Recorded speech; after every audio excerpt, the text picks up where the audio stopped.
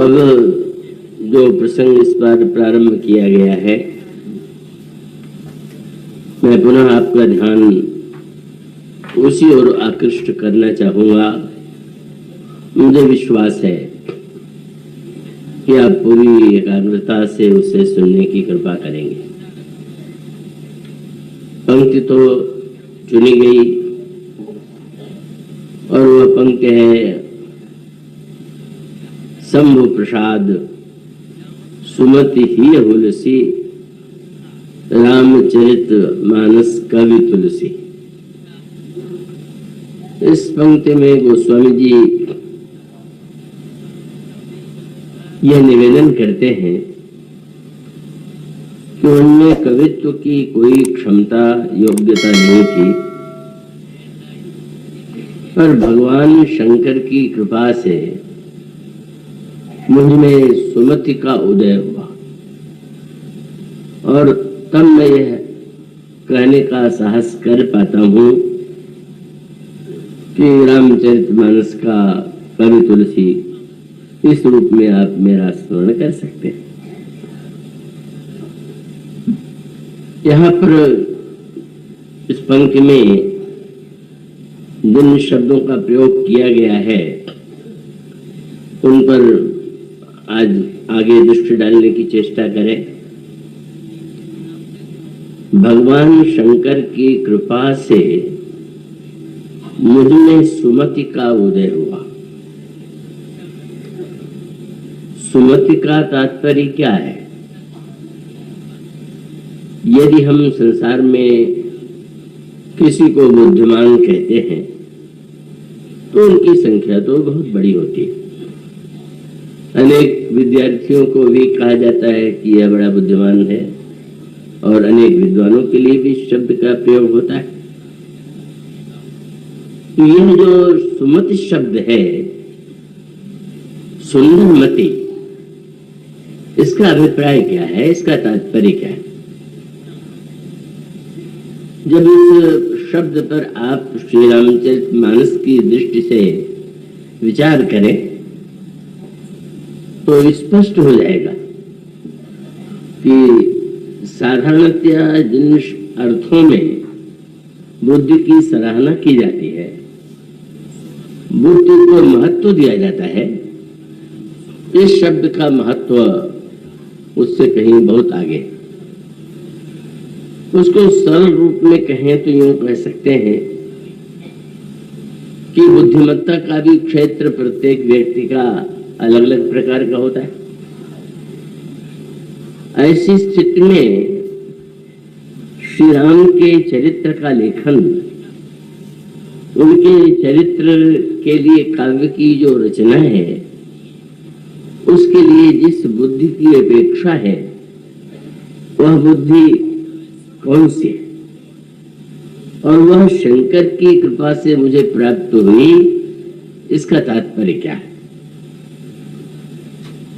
तो ऐसे दो संकेत हैं कि जिस संदर्भ में सुमति शब्द का प्रयोग किया गया है, और सुमति का प्रतिद्वंदी शब्द जो है वो कुमति है। रामचरितमानस में आपने पंक्ति पढ़ी होगी, तो सुमति कुमति सबके उर रही। तो कुमति शब्द का अगर सबसे अधिक प्रयोग किसी पात्र के लिए मानस में किया गया तो वह है महारानी कैकेयी। इतनी बार उनके साथ यह शब्द जुड़ा हुआ आपको मानस में मिलेगा कि लगने लगता है कि क्यों बार बार गोस्वामी जी इसी शब्द को महत्व देते।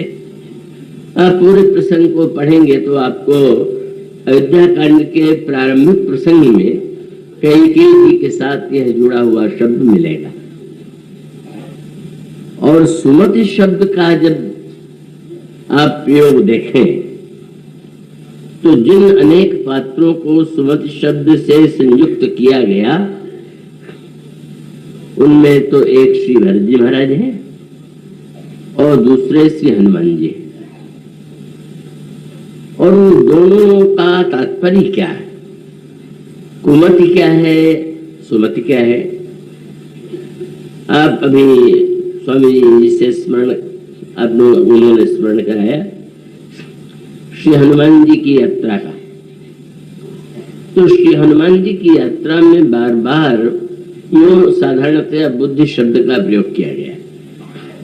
वैसे गोस्वामी जी प्रारंभ में जब भगवान नाम की वंदना करते हैं तो वहां पर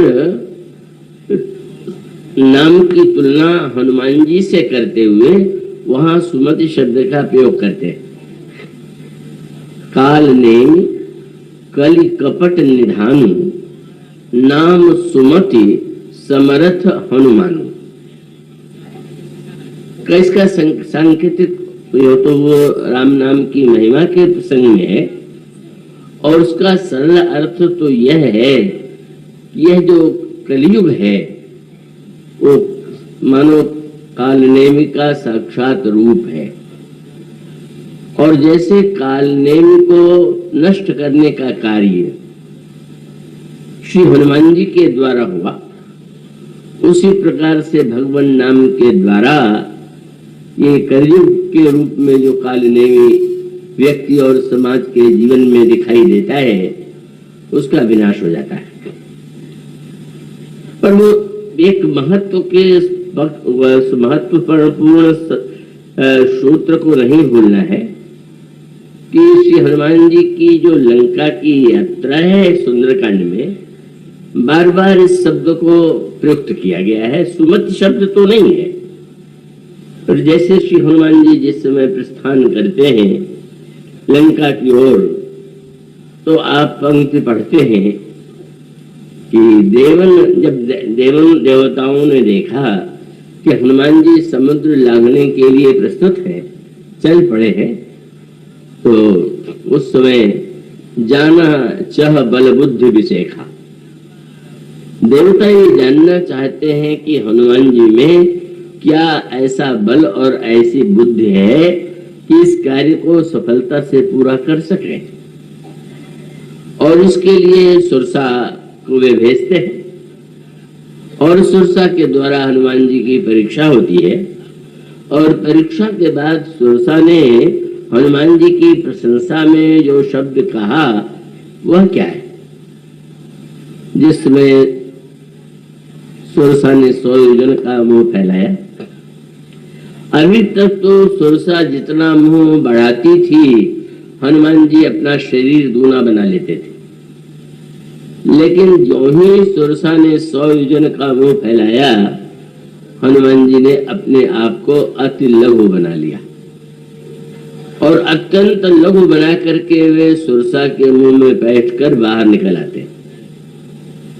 और उस समय गोस्वामी जी ने कहा कि सत योजन तेहि आनन कीहा, अति लघु रूप पवन सुत लीना, बदन पैठ पुनि बाहर आवा, मांगी विदा ताहि शरणावा। और सुरसा कहती मोह सुरन जेहि लाग पठावा, बुद्धि बल मर्म तोर में पावा। तुम्हारे बुद्धि और बल का मैंने मर्म पा लिया, राम काज सब करी हो, तुम बल बुद्धि निधान। तुम अवश्य श्री राम का कार्य पूरा करोगे, क्योंकि तुम बुद्धि और बल के निधान।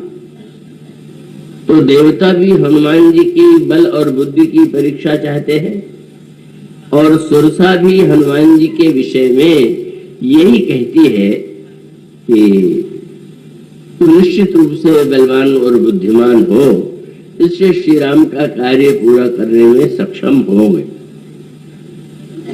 सुरसा के बाद सबसे महत्वपूर्ण यह शब्दावली जननी जानकी जी के द्वारा प्रयुक्त हुई। श्री हनुमान जी अशोक वाटिका में जब माँ से यह निवेदन करते हैं कि माँ मुझे बहुत भूख लगी हुई है, और सामने वृक्षों में बड़े सुंदर फल लगे हुए हैं, आप यदि आज्ञा दे तो मैं इन फलों को खा लूं।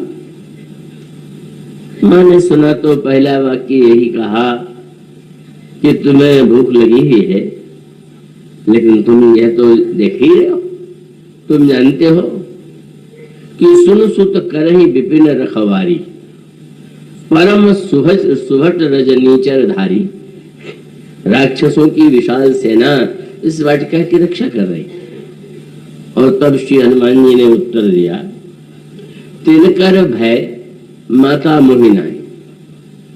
मां, मुझे उनका रंच मात्र भय नहीं, बस केवल मैं यही चाहता हूं कि जो तुम सुख मानो मन में, आपको मेरे इस कार्य से कष्ट न हो और आपको यह मेरा कार्य प्रिय प्रतीत हो तो आप मुझे फल खाने की आज्ञा दीजिए। और फिर वही शब्द आता है। हनुमान जी के लिए तो अनेक विशेषणों का प्रयोग रामायण में किया गया है, और जब उन्हें सकल गुण निधानम कहते हैं तो रामायण में भी और मेरे पत्रिका में तो न जाने कितने विशेषण हैं। पर श्री हनुमान जी के लिए इस प्रसंग में जनक नंदिनी ने जैसा अनुभव किया उसके लिए क्या शब्द आप पाते हैं? वो स्वामी जी कहते हैं, देख बुद्धि बल निपुण कपि कहु जानकी जाओ, रघुपति चरण हृदय धरि तात मधुर फल खाओ। मन देखा कि यह बुद्धि और बल के निधान है, और इसलिए आप ये कहती हैं कि तुम श्री राम के चरणों को हृदय में धारण करके मधुर फल का आस्वादन करो। तो श्री हनुमान जी बुद्धिमान है। ये बात बार बार पढ़ने पर या सुनने पर लगता है कि क्या हनुमान जी की प्रशंसा के लिए यह शब्दावली बहुत छोटी नहीं, क्योंकि हम लोग बुद्धि शब्द का प्रयोग तो व्यवहार में निरंतर करते रहते, और हनुमान जी के लिए अगर ये कह दिया जाए कि हनुमान जी बड़े बुद्धिमान थे तो शायद ये लगता है कि ये तो हजारों लाखों में अनेक बुद्धिमानों में एक विद्वान बुद्धिमानों भी हो गए। पर जब आप गहराई की दृष्टि से विचार करेंगे तब आपको लगेगा कि मानस में बुद्धि की जो व्याख्या की गई है वह बुद्धि की व्याख्या बड़ी ही विलक्षण, और जिस बुद्धि के द्वारा भगवत तत्व का निरूपण होता है, भगवत तत्व का ज्ञान होता है, वह बुद्धि नहीं है जिससे व्यवहारिक अर्थों में सांसारिक कार्यों की कुशलता के लिए, योग्यता के लिए, स्मरण शक्ति के आधार पर आप किसी को बुद्धिमान कह देते हैं। पर यहां पर बुद्धि की जो परिभाषा की गई उसकी व्याख्या के लिए मानस के अनेक बड़े गंभीर प्रसंग हैं, और मैं समझ सकता हूं कि आप लोग उसको सुनने के उपयुक्त अधिकारी हैं। तो मैं आपसे अनुरोध करूंगा कि आप और भी एकाग्र होकर के इस पर दृष्टि डालेंगे। बुद्धि के संदर्भ में जिस बुद्धि की आवश्यकता है, वैसे तो गोस्वामी जी ने एक व्यंग्यात्मक वाक्य भी लिखा कि कलयुग में तो सारी परिभाषाएं बदल जाती श्रेष्ठता की, और उस समय उन्होंने जो व्यंग्यात्मक शब्द लिखे हैं वो सभी अनेक व्यक्तियों के संदर्भ में, या जो व्यक्ति समाज में संत माने जाते हैं, पंडित माने जाते हैं, वक्ता माने जाते हैं, उन सब के प्रति उसमें व्यंग्यात्मक शब्द का प्रयोग किया गया है।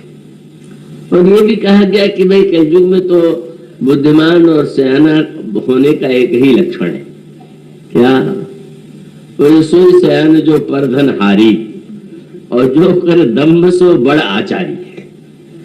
जो व्यक्ति कौशल से दूसरों के धन को हड़प कर ले तो लोग कहते हैं बड़ा बुद्धिमान।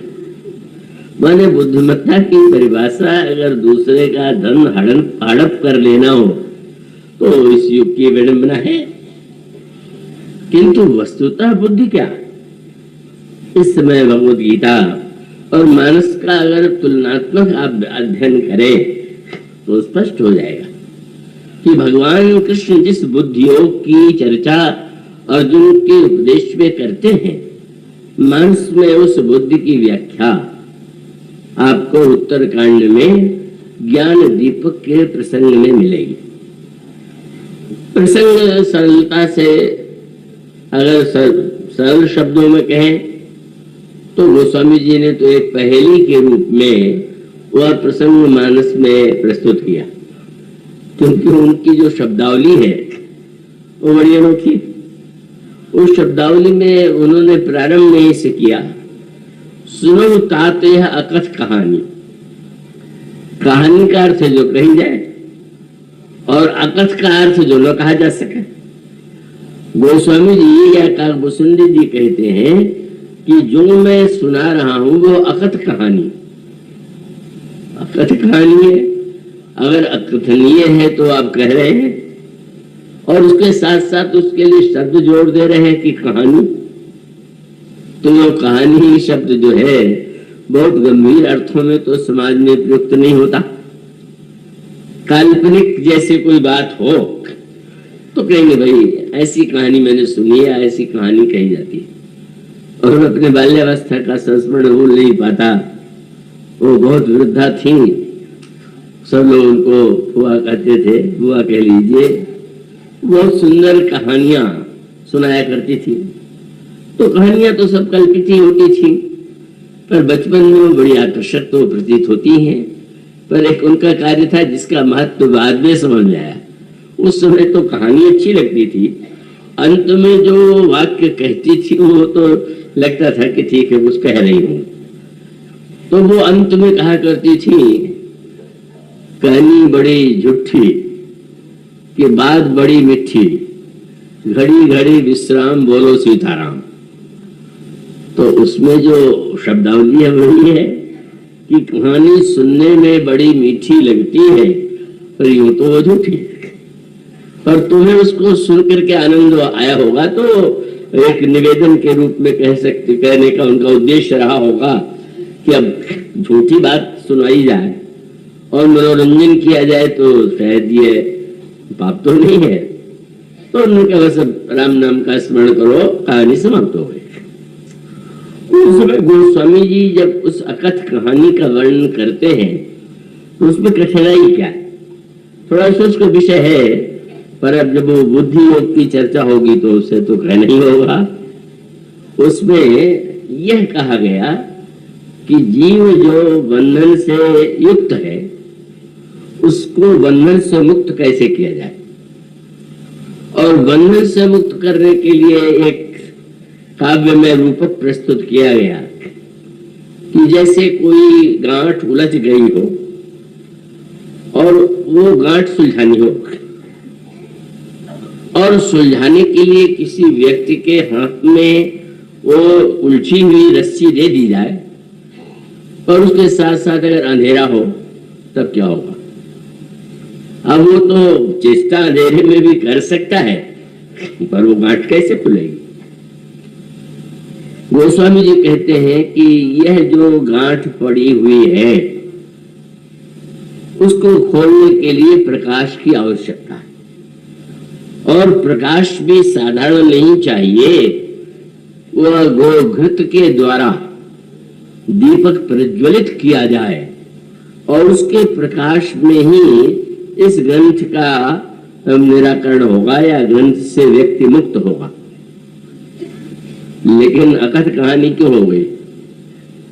उसके साथ साथ यह भी कह दिया गया कि ग्रंथ वस्तुतः वास्तविक नहीं है, यह अकथ कहानी हो गई। इतना बड़ा समारंभ किया जाए, ग्रंथ से मुक्ति के लिए इतना प्रयत्न किया गया, पहले गाय लाई गई, उसको चारा खिलाया गया, बछड़ा लाया गया, अहीर के द्वारा दुहवाया गया, उस दुहवाने के पश्चात जो है अग्नि पर उसे परिपक्व किया गया, उसके बाद उसको शीतल किया गया, शीतल करने के बाद फिर उसमें जावन डाला गया, दही के रूप में फिर उसके बाद मथा गया, मथने के बाद मक्खन निकला और तब कहीं मक्खन को घी के रूप में बदलना है।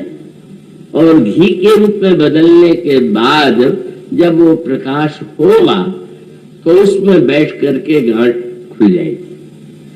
तो इतना लंबा वो प्रयास है कि वो एक एक शब्दावली पढ़ करके व्यक्ति घबरा जाता है। और अधिकांश लोग तो उन प्रसंगों को ये वही सोच लेते हैं कि ठीक ये शायद हमारे काम की नहीं। तो उस प्रसंग में एक और तो ये कहा जाए कि जो ग्रंथी को ग्रंथ से मुक्त होना चाहता है उसे प्रकाश की आवश्यकता है, और प्रकाश के लिए गोघृत की आवश्यकता है, और उसके लिए इतनी साधना की आवश्यकता है। और उसके बाद यदि यह कह दिया जाए कि वस्तुतः तो ग्रंथ है ही नहीं, गांठ है ही नहीं, तो गांठ यदि है ही नहीं तो फिर गायब और उसके द्वारा इतना परिश्रम करके दीपक जलाने की क्या आवश्यकता है। अब इसको मैं सरल से सरल रूप में रखना चाहूंगा, और उसका तात्पर्य यही है कि जिस बुद्धि के द्वारा हम और आप वस्तु या व्यक्ति या पदार्थ उनका विश्लेषण करते हैं का उसकी सबसे बड़ी समस्या यह है, जैसे आप यूं कह लें वेदांत में महावाक्य को बड़ा महत्व दिया गया और गुरु के द्वारा महावाक्य का उच्चारण सुन करके ही शिष्य को तत्व ज्ञान होता है, ऐसी वेदांत शास्त्र की मान्यता है।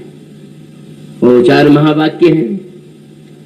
अब उसको यूं आप देखें कि वो महावाक्य अगर उनका शब्दार्थ किया जाए तो वो तो सरल ही शब्दावली है।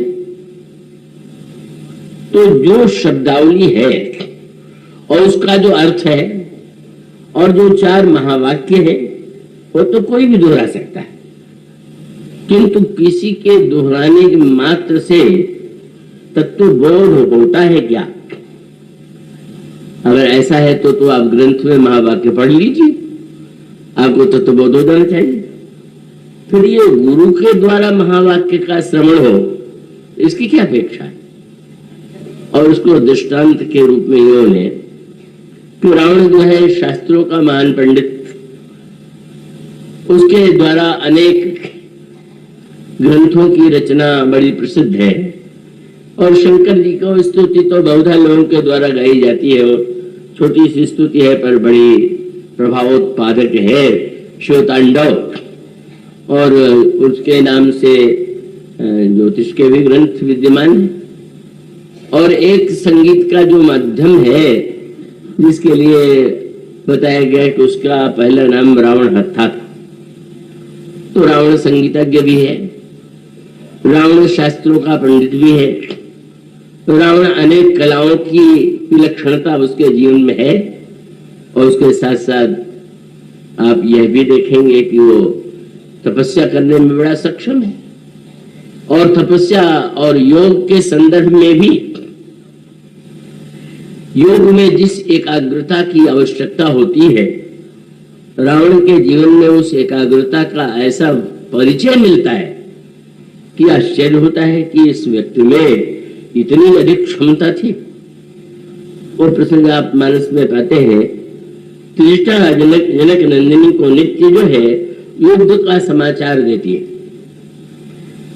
कुंभकर्ण मारा जा चुका है, मेघनाथ की मृत्यु हो गई है, पर जब त्रिष्ठा ने ये सुनाया कि युद्ध में श्री राम और रावण का युद्ध चल रहा है, पर उस युद्ध की समस्या यही है कि प्रभु के बाणों के द्वारा रावण का सिर कट जाता है, रावण की भुजाएं कट जाती हैं, पर नवीन सिर और नई भुजाएं निकल आती हैं और उससे उसकी मृत्यु नहीं होती।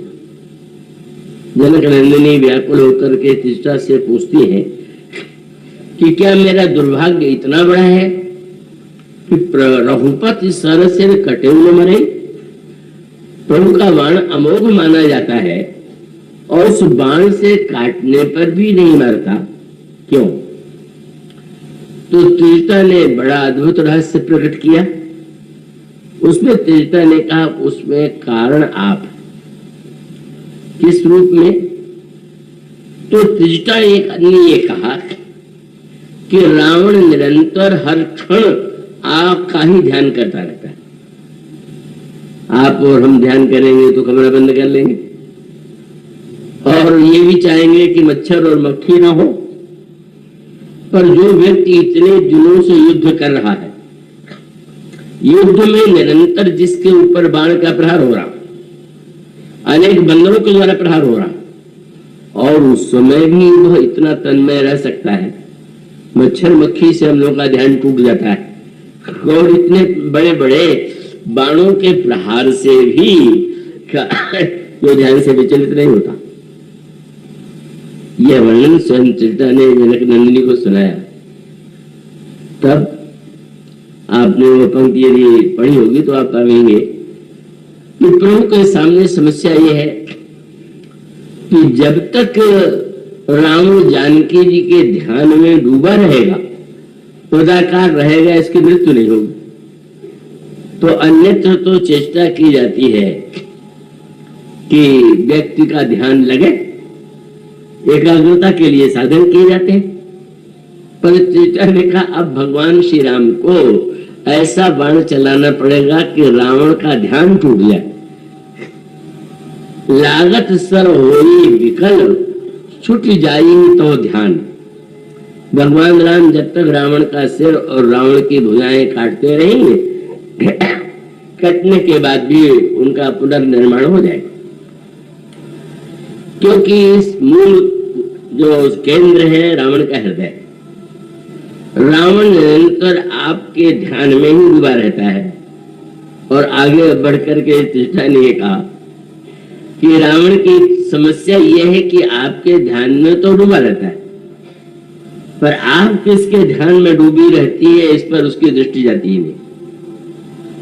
रावण आपका ध्यान कर रहा है और आप निरंतर श्री राम का ध्यान कर रहे हैं, और श्री राम के उदर में ही सारा ब्रह्मांड है। तो प्रभु को ऐसा लगता है कि यदि मैं बाण चला दूं तो रावण के साथ साथ संसार का भी तो विनाश हो जाएगा। तब उपाय क्या है?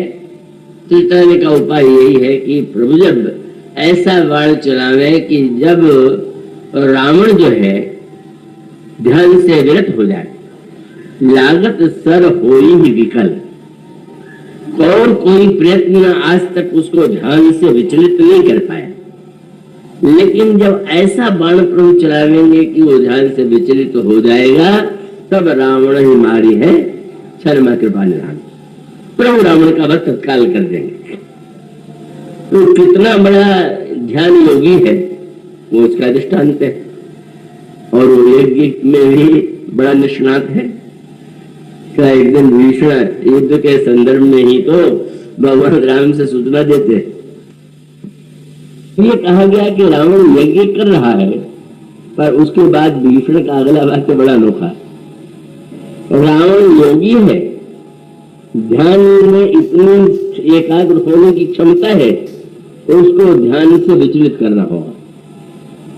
रावण यज्ञ करने में कुशल है, वहां पंडित है, और महापंडित रावण, वो रामचंद्र का आपने जरूर पढ़ा होगा, केशवदास जी ने श्री राम के चरित्र जो काव्य लिखा है, उसमें लिखा हुआ है कि रावण के यहाँ जब एक बार ब्रह्मा वेद पाठ करने लगे तो रावण ने उनके भी पाठ में अशुद्ध निकाल दिया, शुद्ध पाठ नहीं हो रहा।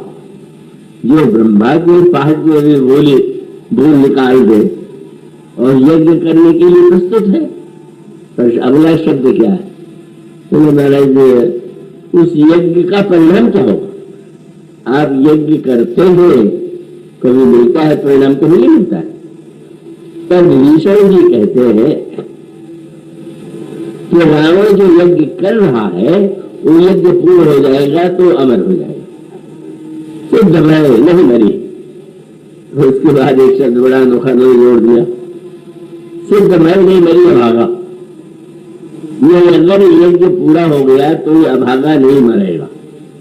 अब जो कोई नहीं मरे तो उसको सौभाग्यशाली हो मानते हैं, ये कहते बड़ा अभागा है। भगवान श्री राम आदेश देते हैं हनुमान जी को, अंगद को, कि रावण का यज्ञ जा करके नष्ट करें।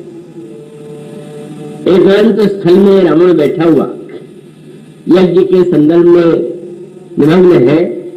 उस समय हनुमान जी और अंगद जाते हैं और रावण की छाती में अंगन में जाते ही लात लगा दिया, लेकिन इतना होने पर भी रावण नहीं उठा। कितना सहिष्णु है, लात खाने के बाद भी जिसको कोई अपमान का बोझ नहीं हुआ और बैठा रहा। लेकिन अंदर ने उसकी व्याख्या व्यंग्यात्मक रूप में की, रणते लोग भाग गिर आवा, यहाँ आई बक ध्यान लगावा। और उसके पश्चात वो यज्ञ कैसे नष्ट होता है, ये इन सारे प्रसंगों का उद्देश्य क्या है। रावण में यज्ञ की क्षमता है, रावण में ध्यान की क्षमता है, रावण में शास्त्रों का पांडित्य है, रावण में तपस्या करने की इतनी विशाल क्षमता है कि उसका वर्णन करना भी कठिन। इसलिए कोई मुनि उसके सामने नहीं टिक सकता था, क्योंकि मुनि के पास तपस्या का बल है और रावण के पास तपस्या के साथ साथ अन्य बल भी विद्यमान, शरीर का, शस्त्र का, सभी बल उसमें विद्यमान। और उसको आप महावाक्य के संदर्भ से जोड़ के देख सकते हैं। क्या मंदोदरी बार बार यह चाहती है कि किसी प्रकार से ये श्री राम के प्रति रावण के हृदय में भक्ति का उदय हो जाए, और जो अन्याय पूर्वक किसने जनक नंदिनी का हरण किया है और जनक नंदिनी को लौटा दे, और शरणागति यदि हो जाता है तो लंका का विनाश हो जाएगा। बार बार वो रावण को समझाने का प्रयत्न करती है, और उसमें एक प्रयत्न में उसने विराट रूप का वर्णन किया। रामायण में, महाभारत में, गीता में विराट रूप के वर्णन का बड़े महत्वपूर्ण संकेत मिलते हैं। तो विराट रूप का दर्शन तो नहीं, पर विराट रूप का वर्णन मंदोदरी ने रावण से किया और ये कहा कि राम को क्या केवल आप एक व्यक्ति मानते हैं क्या?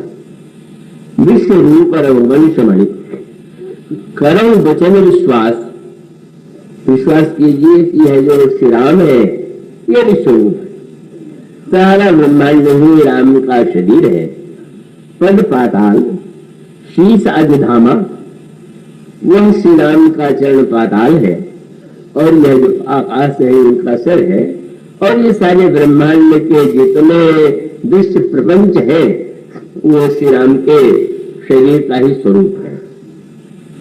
और उसका वर्णन करने के बाद मंदोदरी ने रावण को देखा, और उसका परिवसान एक अर्थ में देखें तो महावाक्य में हुआ। रावण ने जो बात कही वह बड़ी पांडित्य की भाषा में कही। रावण ने कहा कि तुम मेरी पत्नी के नाते, मैंने तुम्हें सदा स्नेह से देखा, तुम इतनी बड़ी विद्वान हो उसका पता तो मुझे आज चला, और तुमने ऐसा भाषण दिया है कि उस भाषण को अगर कोई समझ ले तो उसे मुक्ति मिल जाए। यही जो वेदांत का फल है वो उसने कहा। रावण से मंदोदरी से रावण कहता है कि तुमने जो वर्णन किया तब बत कही गुण में, तो तुम्हारा भाषण सुनने में जैसा लगता है वैसा उसका अर्थ नहीं, वो गुण है। और वो तो अच्छा हुआ कि मुझ जैसा महापंडित सुन रहा है। साधारण व्यक्ति तो सुनता तो उसको उल्टे से दिखाई देता। क्या साधारण व्यक्ति सुनता तो उसको ये लगता कि मंदोदरी पत्नी अपने पति के प्रति भक्त और पतिव्रता होते हुए भी रावण के शत्रु राम की प्रशंसा कर रही। तो उसको ऐसा लगता है कि मंदोदरी का कार्य तो पातक धर्म के अनुकूल नहीं, और उसका रहस्य तो मैं समझ गया। और फिर रावण ने मंदोदरी को बताया कि तुम्हारे कहने का क्या अर्थ था। अब ऐसा कोई श्रोता मिल जाए कि जो वक्ता को ही बताने लगे कि जो तुमने कहा है वो सुनने में ऐसा है, तो उसका वास्तविक अर्थ ये है, तो फिर कहने क्या है। मंदोदरी से रावण व्याख्या करता है क्या, तब बचते ही गुरु मृगलोचन। और अगर कोई सुन ले और सुन के समझ ले तो उसे मुक्ति मिलेगी, महावाक्य के द्वारा मुक्ति मिलती है। रावण कहता है तुम्हारे भाषण से मुक्ति पाई जा सकती है क्या? रूप का रूप सकल से गावा और अति विशाल भय मोह सुनावा। तुमने ऐसा लगा कि शत्रु का एक रूप मेरे सामने प्रस्तुत किया और मुझे डराने की चेष्टा की, लेकिन जब गहराई से मैंने विचार किया तो मैं समझ गया यह वर्णन अयोध्या के राजकुमार का तो हो ही नहीं सकता। पाताल जिसका चरण है, सिर जिसका आकाश है, ये वर्णन मेरा हो सकता है, उस राजकुमार का नहीं। दो हाथ वाला साधारण सा राजकुमार, ये विशालता तो मुझे है और ये सारे ब्रह्मांड को मैंने जीत लिया है, तो ये भी कह सकती हो कि ये सारा ब्रह्मांड ही मेरा शरीर है।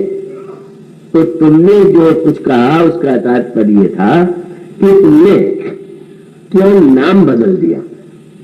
प्रशंसा में तुमने नाम तो लिया राम का, लेकिन वस्तुतः वर्णन मेरा किया। और उसका वाक्य समझ सुखद सुरत भवमोचन रिपुकर रूप सकल तय गावा अति विशाल भय मोहि सुनावा। लेकिन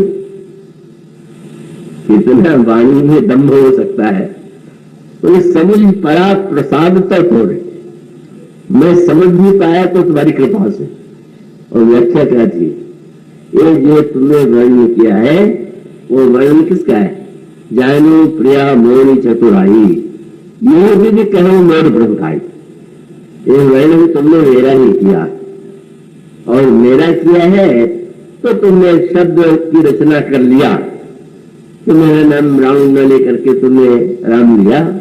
शायद तुम परंपरा से मानती हो कि पत्नी को पति का नाम नहीं लेना चाहिए, इसलिए तुमने मेरा नाम न लेकर के मेरा एक नया नाम रख दिया। पर वर्णन तो उस राम से नहीं मिलता है, मैं ही राम। अब आप सोचे, शिवोहम या रामोहम सोहम, यह तो महावाक्यों में आते ही है। सोहम कहने वाले, सोहम तो महावाक्य के अंतर्गत ही है। अब सोहम में कोई शिवोहम कहे या रामोहम कहे, वो उस वाक्य की दृष्टि से तो इसमें क्या अंतर पड़ता है।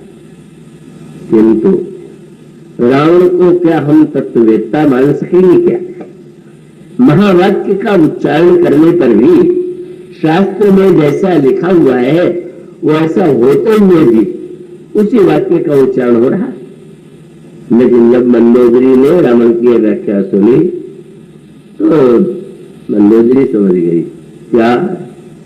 मंदोदरी मन मह अस ठयो प्रिय काल बस मति भ्रम भयो। अब सबसे बड़ी समस्या ये है कि अपने को पंडित मानते हैं, कोई इससे बड़ा पंडित है नहीं।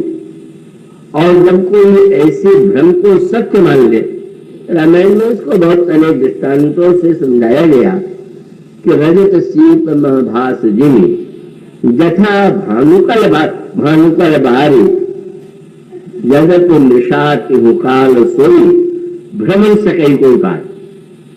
आपने कभी देखा हो गर्मियों में रेती को दूर से देख करके जल का भ्रम होता है, सीप को देख करके चांदी का भ्रम होता है।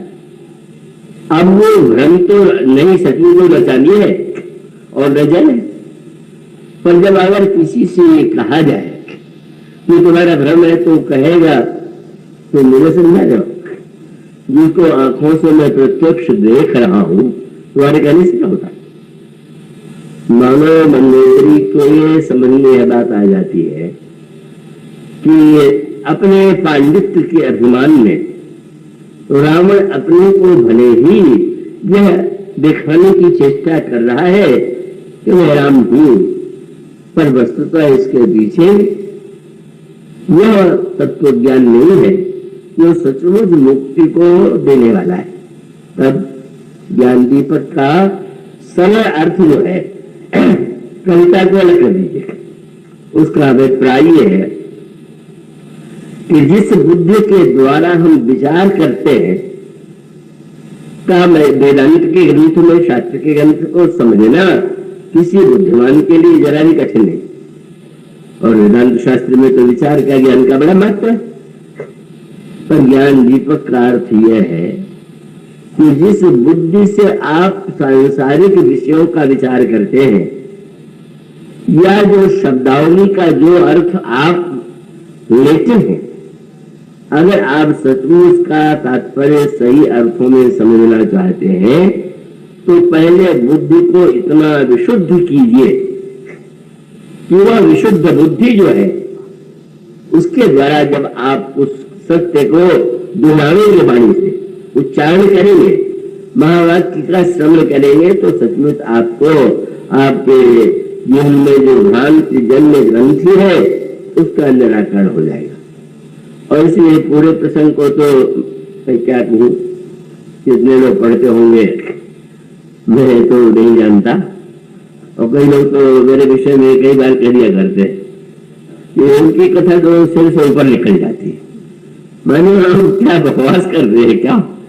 उसका अर्थ यही है कि आप उसको उन प्रसंगों को शायद सुनने से थोड़ा घबराते हैं जो प्रसंग तो रामायण के लिए परमावश्यक है।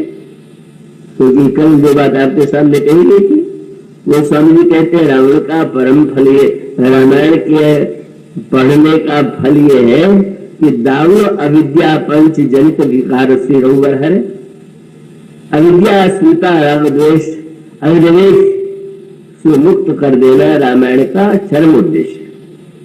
साधारण उद्देश्य भी है और उसकी प्राप्ति तो लोग करते हैं, पर उसका जो चरम उद्देश्य है उसे व्यक्ति नहीं इस पर दृष्टि है और उसे पाने का प्रयत्न भी नहीं कर रहा है।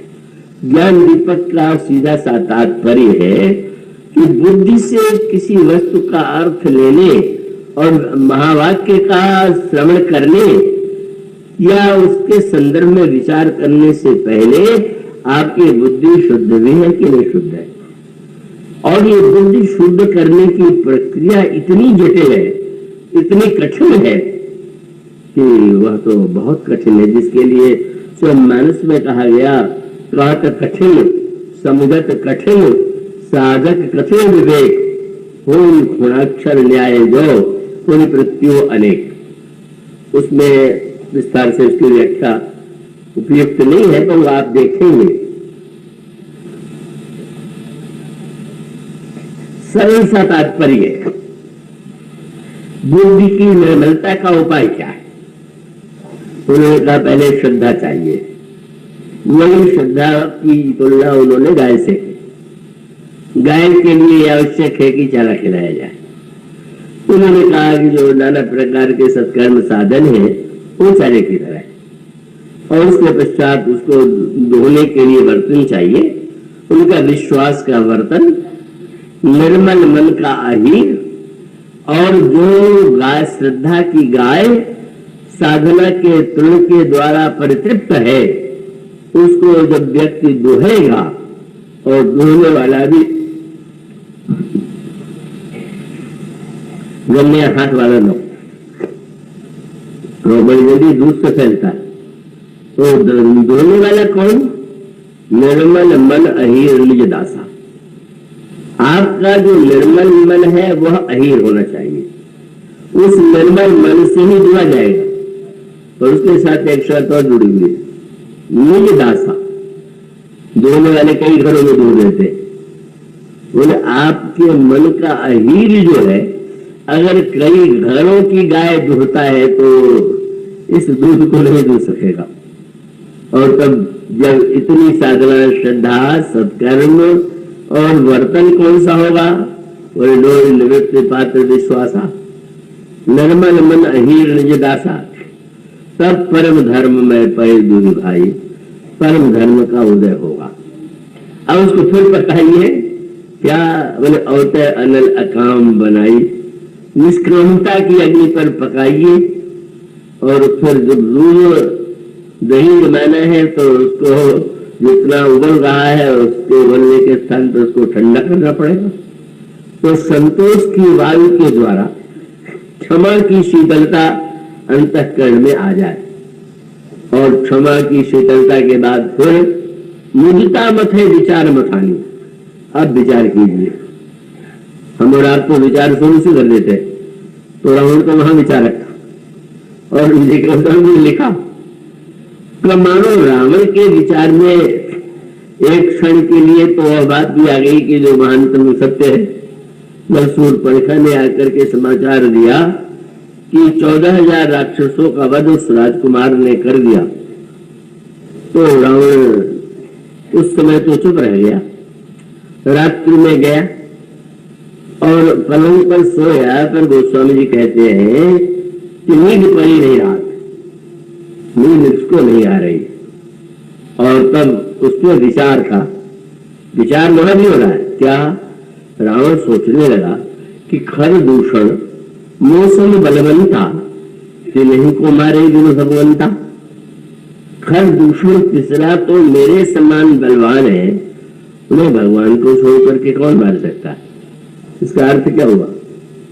रावण सत्य के बिल्कुल पास पहुंच गया। यह समझ लेना कि भगवान को छोड़ करके यह कार्य कोई नहीं करता।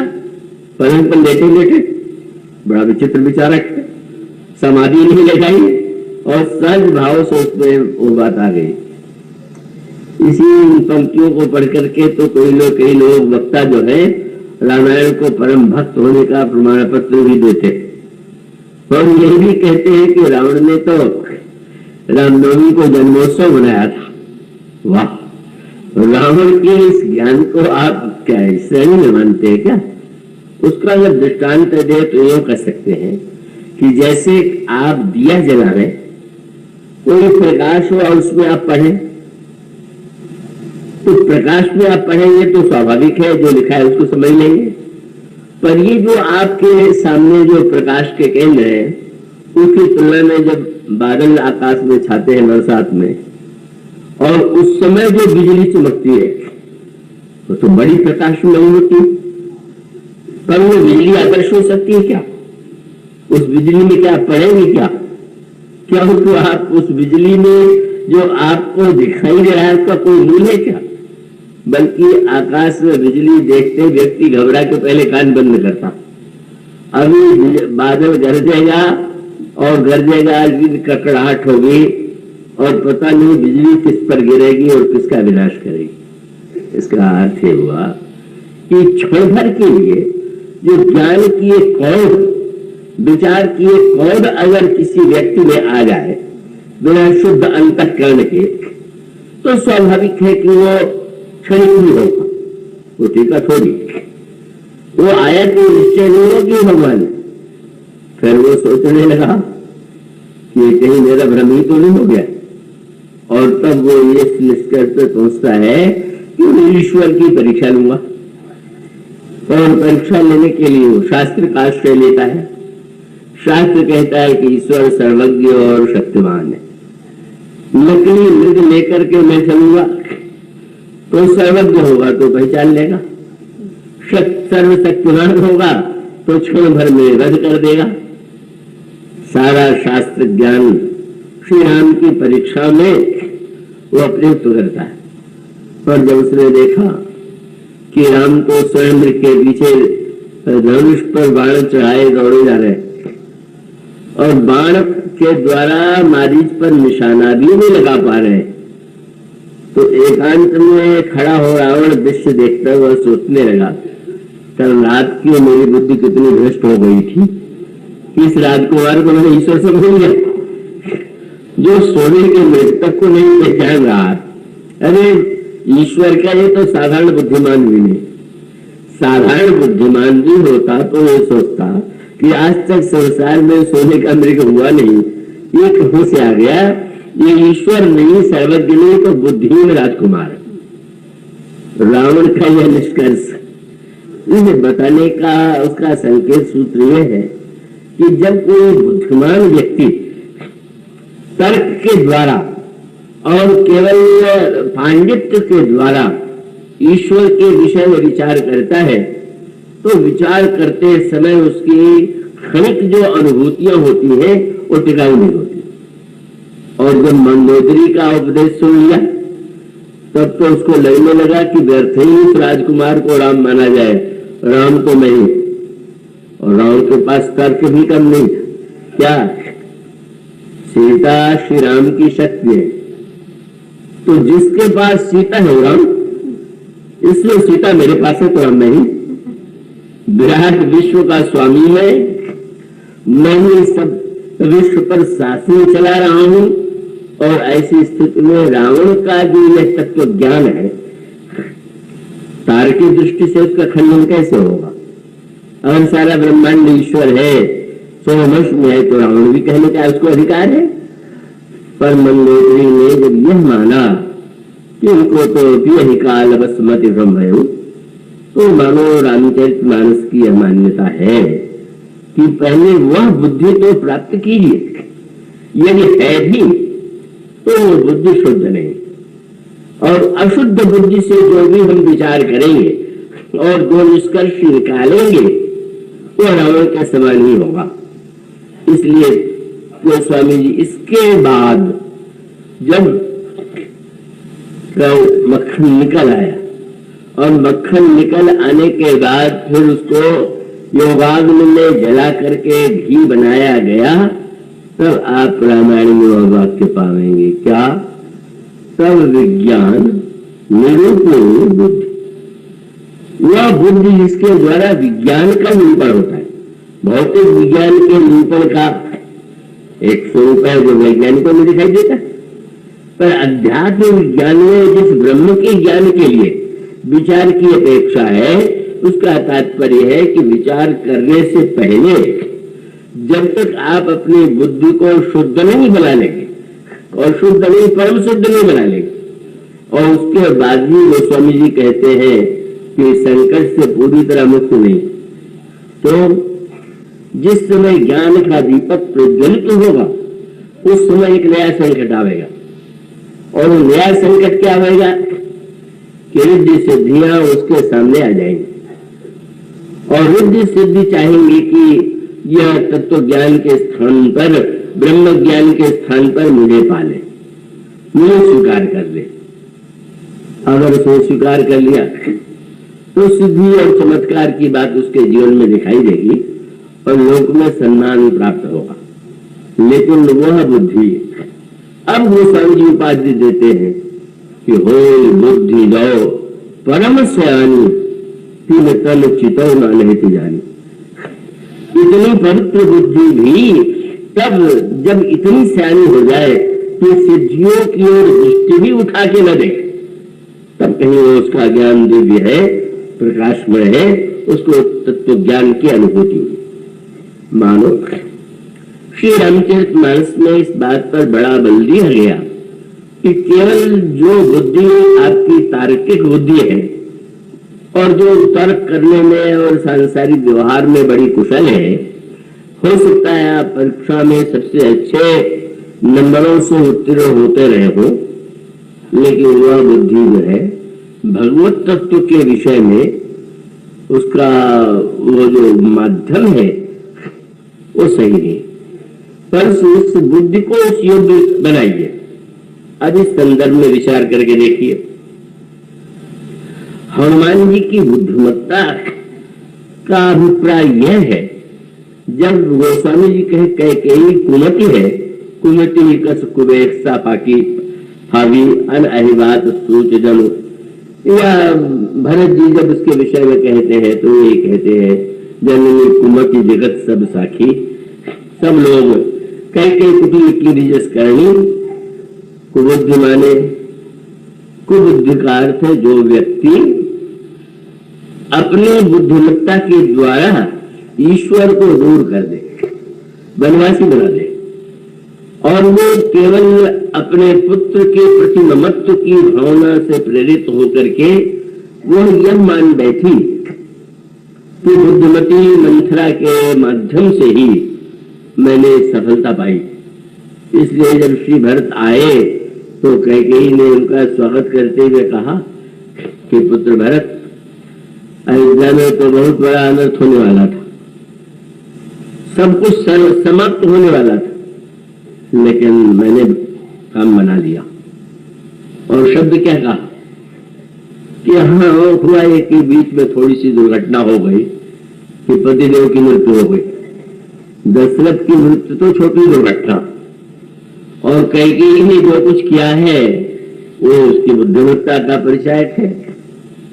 उस समय गोस्वामी जी लिखते हैं कि जब ये वाक्य कहा तो उसके साथ साथ ये अवश्य कह दिया कि कछुक काज विधि बीच विकारो, तो उसके पहले वाक्य यही था, तात बात में सकल सवारी भाई मंथरा सहाय बिचारी।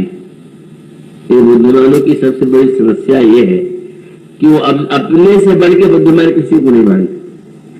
तो मंथरा से तो दीक्षा उसने ली थी, जो मंत्रा मंत्र दे सकती थी, लेकिन इस समय कहा कि काम तो मैंने बना लिया, पर बेचारी मंथरा ने भी सहायता अवश्य किया था। मानो वह बुद्धि जो मंथरा के आश्रय लेकर के, मंथरा भेद बुद्धि भरत और राम में दूरी उत्पन्न करती है।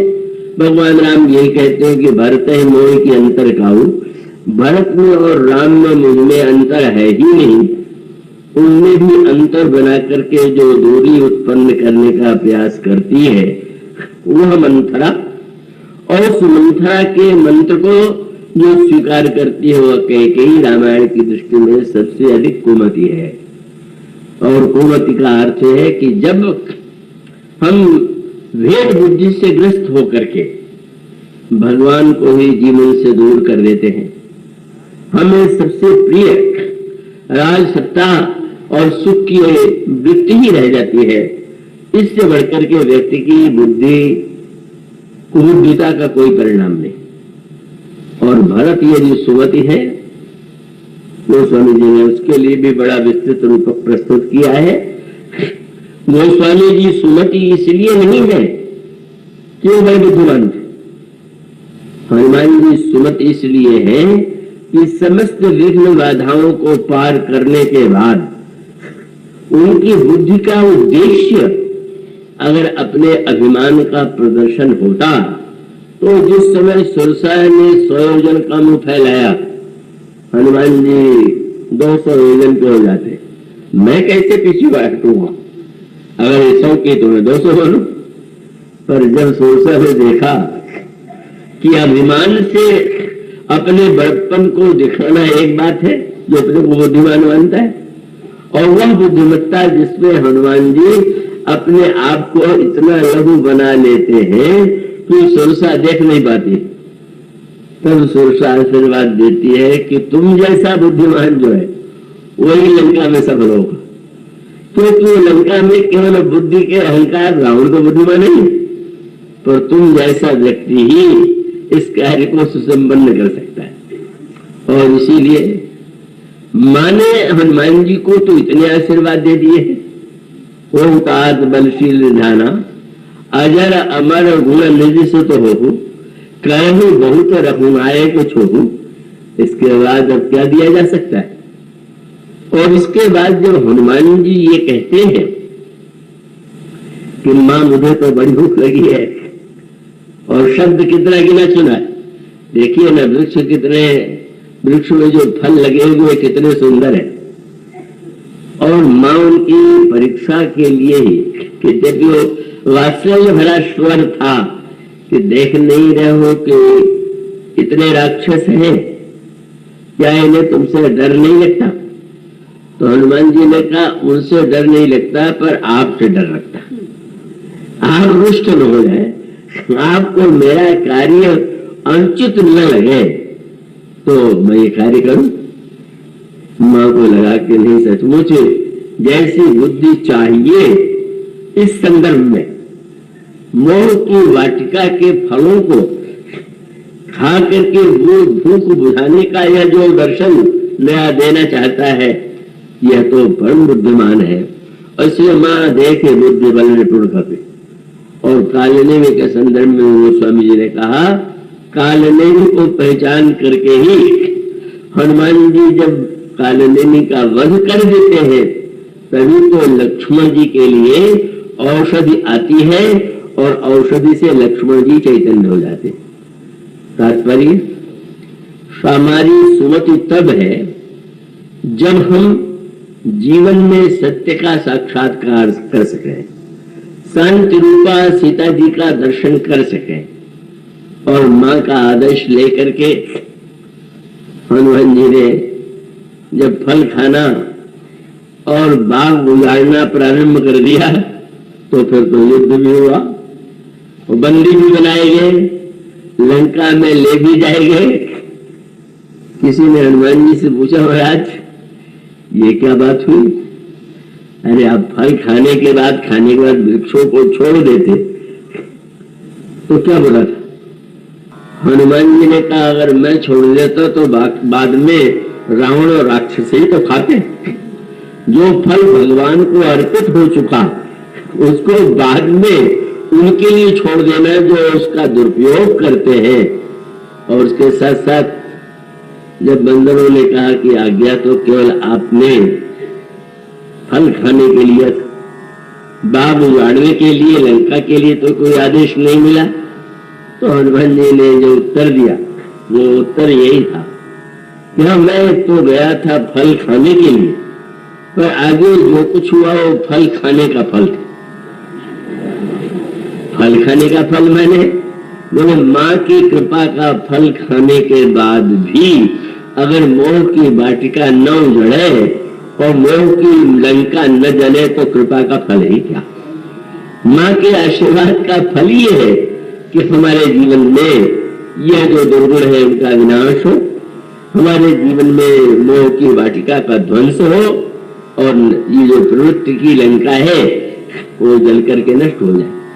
इस गोस्वामी जी कहते हैं ये जो हनुमान जी है, काल नेमि कलि कपट निधानु नाम सुमति समरथ हनुमान। और भरत जी को जब सुमति कहते हैं उनको समझने के लिए तो सुमत चकोर कुमारी, तब भी उसका तात्पर्य है जो बुद्धि हमें भगवान के तत्व का अनुभव करावे, बोध करावे, वही सुमति है। और उस बुद्धि के द्वारा हम भगवान को पा करके धन्य होता है। और जो बुद्धिमत्ता हमें भगवान से दूर करती है वह महान क्रुद्ध है। और इसी संदर्भ में मानो संकेत ये है कि जब भगवान के विषय में कुछ लिखना हो तो कौन सी बुद्धि चाहिए? शंभु प्रसाद। शंभु माने महान का संकेत ये कि शंकर जी की जो प्रथम पत्नी थी वो तो सबसे बड़ी बुद्धिमती थी, सती दक्ष कुमारी थी। दक्ष माने चतुर होता, पर चतुर की कन्या ने भी राम कथा नहीं सुनी और आगे चल करके मोहग्रस्त हुई, संशयग्रस्त हुई, ब्रह्मग्रस्त हुई। मानो सूत्र यह है कि सांसारिक विषय में आप कुछ लिखने चले तो आप साधारण बुद्धि के माध्यम से भले ही लिख लें, पर जब भगवत तत्व के विषय में कुछ कहा जाएगा तो लिखने वाला, कहने वाला व्यक्ति तो होगा ही नहीं, वह तो निमित्त होगा। और शंकर की कृपा से ही वह सुमति मिलेगी। शंकर जी मानो साक्षात विश्वास के घनीभूत रूप है। भवानी शंकरो वृंदे श्रद्धा विश्वास रूपणो, वह बुद्धि जो विश्वास का खंडन करे वो ईश्वर के लिए नहीं, जिस बुद्धि का परिणाम हमारे अंतःकरण में भगवान शिव विश्वास की कृपा का प्रकाश है, उसके द्वारा ही भगवत तत्व का साक्षात्कार और वर्णन किया जा सकता है। इसलिए गोस्वामी जी स्पष्ट कह देते हैं यह मेरी रचना नहीं, मेरी कृति नहीं, और यह जो कुछ है वो भगवान शंकर की शंभु प्रसाद सुमति ही अबुलसी। इसके बाद की चर्चा